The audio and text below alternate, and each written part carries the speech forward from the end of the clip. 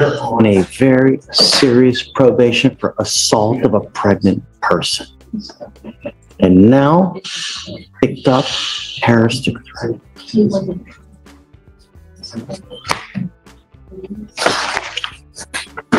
You're now facing another year in jail. We're going to do probable cause. You have the right to remain silent. Anything you say can or will be used against you. Yes, sir. You have the right to have an attorney present. If you cannot afford one will be appointed to you. Yes, I don't even know what happened to your case. All I know is that you're on a serious probation. Yes, sir. And now you've picked up another case. So let's see what happens Yes, sir. and whether you deserve to be let out. Yes, sir. Please. On April 29, 2024 in Harris County, Texas, the defendant threatened to kill the complainant and the child that they shared together. Complainant felt in fear and pepper sprayed the defendant while on the phone with the 911. Defendant admitted to the threat, stating it was out of anger.